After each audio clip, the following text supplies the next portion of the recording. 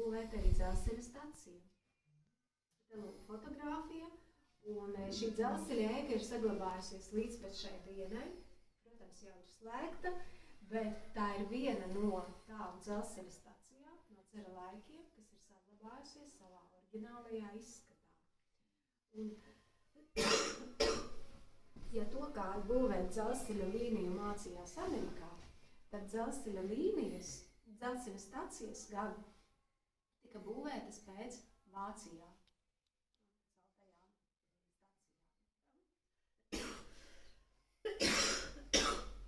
Var saskatīt līdzību. Un, protams, ka dzelzceļa stacija kļūst par tādu centru apdzīvotajā vietā. Un šie dažādie ceļotāji.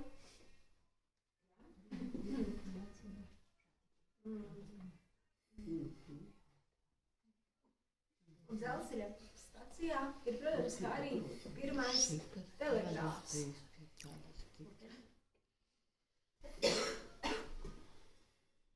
Tā mums tāda parasta vieta. Bet vai jūs zināt, cik toreiz bija telefonu? Tikai dzelzceļa stacijās, un nekas bija un pagastu valdēs. Protams, ka krūti. Pie krūtīm slīdējām, un meitene staigāja galvā. Pie krūtīm slīdējām, ak, meiten, kā mīlu es tevi, un mūžīgi mīlēšu. Kad rīt vakar norietēs saule, es atkal šeit nākšu. Kad rīt vakar norietēs saule, es atkal šeit nākšu.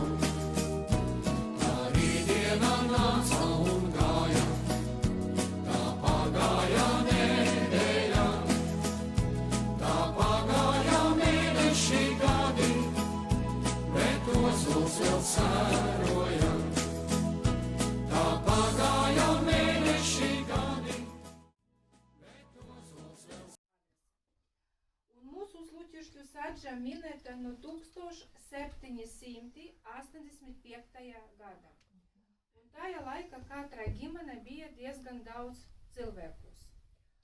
Un vēsturiski savā laikā domāja, ka katrai ģimene jābūt vismaz 9 bērniem. Tad viens jaunas dzimtas radīšanai, 4 mātei un 4 tevam.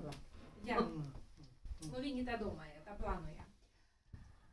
Aptuveni 80 gadi atpakaļ mūsu sadža bija 23 mājas, tagad šeit ir tikai 10 saglabāti, un visu laiku šeit dzīvo viena ģimene. No tās puses pirmā māja. Visi citi tas ir vasarnieki. Jūs atbraucat no šitās puses, pareizi? Jā. Tad pirmā māja tas ir katoļu māja, manteņiki, otrā māja saimnieks vēstesibnieks, visi citi katoļi, arī manteņiki. Trešā māja katoļu māja, manteņiki, un šeit pretī tas ir vēstesibnieku māja, manteņiki. Muzeja īpašums, un visi citi tas ir pārdoti. Nu, tādā vēsture. Un uzreiz jautājums, kāpēc agrāk šeit bija 23 mājas, bet tagad tikai 10? Tāpēc, ka 1985. gadā pa visu šito teritoriju no Daugavpils līdz Kraslavai bija ieplānota Daugavpils HES būvniecība. Un cilvēki saprata, ka šeit vispār nekā nebūs, nu tikai ūdens, un viņi dodas prom. Un palika tikai šitas 10 maiņas. Nu jā. Stāsts par vēstesibniekiem aizsakās 300 gadi atpakaļ, un tās ir vēsture. Un 17. gadsimta pareizticīgo baznīcas koncils atzina patriārha Nikona reformu. Patriārhs Nikons atcēla tādu speciāli kvadrātiņu ar nosaukumu padrūšniki. Sēroja, tā sērās viņš no stūmīs gaida, pēc ziedoņa vakarā, pēc senā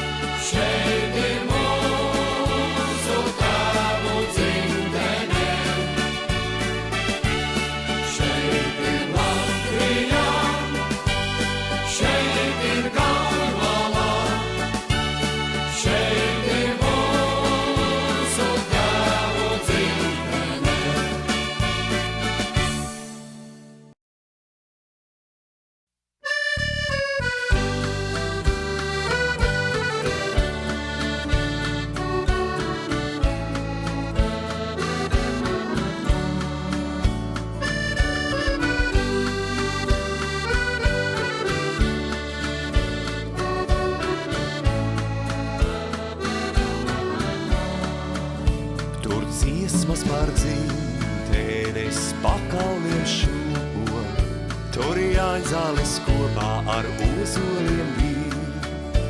Un brīvišķai naktī sirds paveras mīlai, tik viegli kā smaržā spēj atvērties zieds. Un brīvišķai naktī sirds paveras mīlai, tik viegli kā smaržā spēj atvērties zieds. Vai tā bija pasaka, dziesma vai teika, kas kādreiz kā pusnaktī papardes zieds. Tai neticēt vārdi, bet atskanot līgo, sirds pati kā zeltītā papardes šķiet. Tai neticēt vārdi, bet atskanot līgo, sirds pati kā zeltītā papardes šķiet. Bet Jāņu nakts laimei tik steidz. Man uz jāiet uz baznīcu, man izskatās. Viņam daudz grēku. Jā. Aizeita baznīca. Es jau vedīšu uz baznīcu. Nē, man vajag vēlreiz. Es uz baznīcu vedīšu. Tik jau daudz laimes nevar būt. Tas ir viena laimīta maza. Vajadzēja uz to pusi griezties. Tā.